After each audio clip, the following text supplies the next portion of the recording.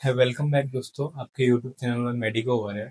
दोस्तों आज के वीडियो में हम डिस्कस करने जा रहे हैं वेरी इंपॉर्टेंट टॉपिक। और इसके केस आप हॉस्पिटल में जरूर देखने को मिलेंगे आपको गायनिक के केस में। ठीक है, आप देख पा रहे होंगे स्क्रीन पे। ठीक है, पीपीएच। पीपीएच आपने ये केस बहुत बार देखा भी होगा और पढ़ा भी होगा। पीपीएच क्या होता है? Postpartum haemorrhage. Postpartum haemorrhage. Postpartum haemorrhage क्यों बोलते हैं समझिए। पोस्ट का मतलब होता है आफ्टर। ठीक है, पोस्ट का मतलब क्या होता है? बाद में। ठीक है, और पार्टम का मतलब होता है डिलीवरी। और हेमरेज का मतलब क्या होता है? ब्लीडिंग।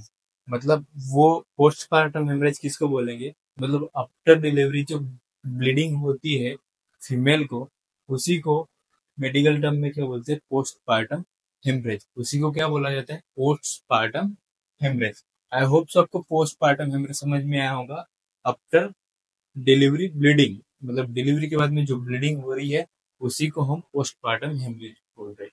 पोस्टमार्टम हेमरेज की डेफिनेशन सुनिए क्या होती है। डेफिनेशन ऑफ पोस्टमार्टम हेमरेज हम कब बोलेंगे? ठीक है, blood loss in vaginal delivery, यानी किसी की स्पॉन्टेनियस वजाइनल डिलीवरी हुई है तो यदि more than 500 ml blood loss हुआ है तो हम उसको पीपीएच बोलेंगे, पोस्टमार्टम हेमरेज। सी सेक्शन की यदि बात करें, यदि एलएचसीएस होता है किसी भी लेडीज का और more than 1000 ml blood loss होता है, ठीक है, ड्यूरिंग सर्जरी, तो हम उसको पीपीएच बोलेंगे। थर्ड चीज, सी हिस्टेक्टोमी है। हिस्टेक्टोमी होती है जिसमें 1.5 लीटर यदि ब्लड लॉस होता है तो हम उस कंडीशन को भी पीपीएच बोलते हैं। टाइप्स देखते हैं इसके, दो टाइप्स रहते हैं। टाइप्स कितने रहते हैं? Primary primary PPH. ठीक है, primary PPH. Primary PPH. Primary पर पीपीएच का मोस्ट कॉमन कॉज क्या है? अटोनिक यूटरस। मतलब जो यूटरस है वो कॉन्ट्रैक्ट नहीं हो पाता, अटोनिक हो जाता है। ठीक है, occur within primary postpartum haemorrhage जो है कब अकर होता है? Within 1 hour to 24 hours after delivery.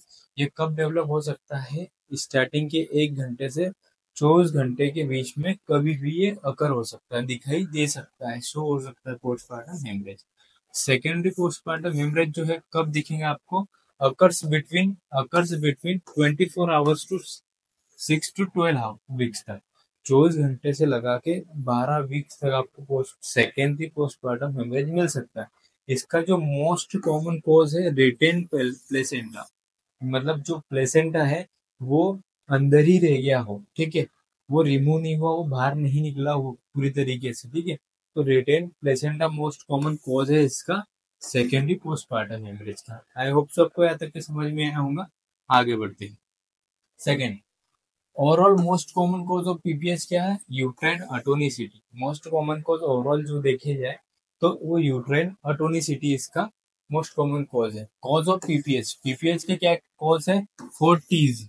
कितने? आपको 4 T's याद रखने हैं। पीपीएच के कॉज यदि कोई पूछे तो आपको 4 T's पता होंगे। First T stand for tone. इसमें टोन डिक्रीज हो जाता है, किसका? यूट्राइन अटोनिसिटी हो जाती है। It is a most most common cause, first most common cause. 70 to 80% PPH का कारण यही रहता है, टोन अटोनिक। ठीक है, यूट्राइन अटोनिसिटी। ओके, आगे बढ़े। Second T stand for trauma. Trauma हो गया हो, जैसे कि जेनाइटल ट्रैक इंजरी हो गई हो फीमेल को, वजाइनल टीयर हो गई हो या यूट्राइन रप्चर हो गई हो उस कारण। ठीक है, तीसरा जो कारण है टिश्यू। टिश्यू रिटेन प्लेसेंटा, ये टिश्यू और क्लोट। इसमें रिटेन प्लेसेंटा हो गया हो, रिमूव नहीं हुआ हो प्लेसेंटा, पूरी तरीके से प्लेसेंटा अंदर ही रह गया हो, तो रिटेन प्लेसेंटा तीसरा कॉमन कॉज है पीपीएच का। चौथा, थ्रोम्बिन, मतलब कोगुलोपैथी हो गई हो पेशेंट को। ठीक है, मतलब क्लोटिंग डिसऑर्डर या ब्लड डिसऑर्डर हो गया हो। तो ये 4 T's याद रखिए। पहला टोन, ट्रोमा, टिश्यू और थ्रोम्बिन। आई होप सो आपको यहाँ तक समझ में आया होगा। आगे बढ़ते हैं और देखते हैं। ठीक है, क्लिनिकल सिम्टम्स क्या दिखेंगे? एक्सेसिव वजाइनल ब्लीडिंग होगी पेशेंट को, एक्सेसिव वजाइनल ब्लीडिंग होगी। Sign of hypovolaemic shock. ठीक है, हाइपोवोलेमिक शॉक दिखेंगे आपको। क्यों? क्योंकि ब्लड लॉस होगा तो क्या होगा पेशेंट को? हाइपोवोलेमिया होगा, हाइपोटेंशन होगा, जिसके कारण क्या टेकीकार्डिया दिखेगा आपको, हाइपोटेंशन मिलेगा और पेल और क्लामी स्किन हो जाएगी। क्योंकि ब्लड लॉस होगा तो क्या पेल स्किन तो दिखेंगी डेफिनेटली। ठीक है। Risk factor for atonic PPH, risk factor for atonic PPH के लिए कौन कौन से रिस्क फैक्टर है, जैसे कि ओवर डिस्टेंशन ऑफ यूट्रस, जो यूट्रस है उसका ओवर डिस्टेंशन हो गया, for long time not able to contract, और बहुत लंबे समय तक कि उसमें कॉन्ट्रेक्शन नहीं हो पा रहा है, not able to contract. Cause क्या हुआ इसका, ट्विंस प्रेगनेंसी, ट्विंस प्रेगनेंसी के कारण भी क्या होगा, ओवर डिस्टेंशन ऑफ यूट्रस होगा, जो कॉन्ट्रेक्शन नहीं हो पाएगा। ठीक है। पॉलीहाइड्रोमोनोसिस हो सकता है। ठीक है। तीसरा मैक्रोसोमिया हो सकता है, मैक्रोसोमिया मतलब जो बेबी है वो बहुत बड़ा होगा, इस कारण से भी ओवर डिस्टेंशन ऑफ यूट्रस हो सकता है। ठीक है। तीसरा, और उसके बाद में ग्रांड मल्टीपेरा, ग्रांड मल्टीपेरा मतलब यदि फीमेल्स को मोर देन फिफ्थ बेबी है तो ये भी एक ओवर डिस्टेंशन ऑफ यूट्रस का कारण हो सकता है। ठीक है। पीपीएच का कॉज हो सकता है। दूसरा देखिए प्रोलॉन्ग लेबर। ठीक है। प्रोलॉन्ग लेबर मतलब लेबर बहुत लंबे टाइम से हो रहा है लेकिन यूट्राइन एटोनिसिटी कॉज हो रही है, यूट्राइन यूट्राइन एटोनिसिटी। ठीक है। प्रोलॉन्ग लेबर में क्या होगा, labour is too much prolong, labour जो है ना बहुत ज्यादा लंबा हो गया है, यूट्राइन प्रोलॉन्ग हो गया, uterine is trying to contract, uterus जो है यूट्रस ट्राइंग टू कॉन्ट्रैक्ट तो कर रहा है, कॉन्ट्रैक्ट करने के लिए ट्राई तो कर रहा है, and expel the baby and product consumption, और बेबी को बाहर, और जो अंदर जो प्लेसेंटा है या अदर टिश्यूज है उसको बाहर एक्सप्लेन करने की कोशिश कर रहा, बाहर निकालने की कोशिश कर रहा, लेकिन due to prolong labour, labour बहुत ज्यादा टाइम लेने के कारण क्या हो गया, इट गेट्स फटीग, तो यूट्रस क्या हो गई, फटीग हो गई, थक गई, तो अभी वो कॉन्ट्रेक्शन नहीं कर पा रही। ठीक है। आई होप सो आपको यहाँ तक के समझ में आया होगा। आगे बढ़ते हैं। तीसरा जो है कोरियो अम्यूनोनाइटिस। ठीक है। कोरियो अमीनियोनाइटिस। ठीक है। कोरियो अमीनियोनाइटिस। ठीक है। इसको सीए भी बोला जाता है। इसमें क्या होता है, serious pregnancy infection that inflame the membrane surrounding the foetus and amniotic fluid. ठीक है। इसमें क्या होता है, एक सीरियस इन्फेक्शन हो जाता है फीमेल्स को, जिसके कारण क्या होता है कि जो सराउंडिंग, जो मेम्ब्रेन सराउंडिंग है किसके, फीटस के और एमनियोटिक फ्लूइड के, वो क्या, वो amniotic amniotic fluid amniotic fluid amniotic fluid के वो क्या हो जाएंगी, इन्फ्लेम हो जाएगी, मतलब उसमें इन्फ्लामेशन आ जाएगा, सूजन आ जाएगा। ठीक है। आई होप सो समझ में आया होगा। कोरियो अमीनियो अमीनियोनाइटिस। ठीक है। चौथा जो ये है risk factor, previous history of PPH, यदि पेशेंट को प्रीवियस हिस्ट्री पीपीएच की तो भी एक कॉज रहेगा।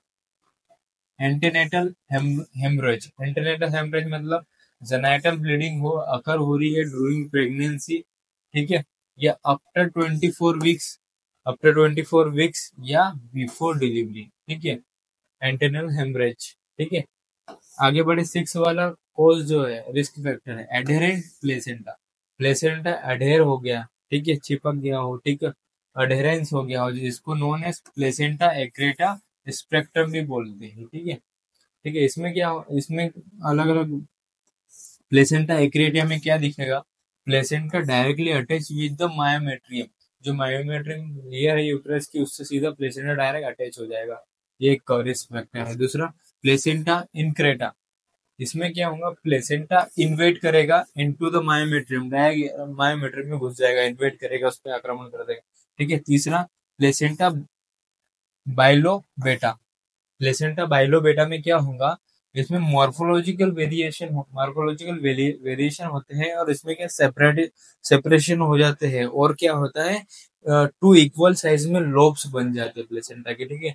आई होप सो आपको यहाँ तक के समझ में आया होगा। ठीक है। आगे बढ़ते हैं और देखते हैं इन्वेस्टिगेशन। ये तो आपने पीपीएच पढ़ी है, इन्वेस्टिगेशन कैसे भिजवाएंगे, आप इसको एग्जामिनेशन करेंगे, जनरल एग्जामिनेशन वगैरह कर रहे हैं तो क्या आपको access the uterine tone, uterine tone देखना है आपको। ठीक है।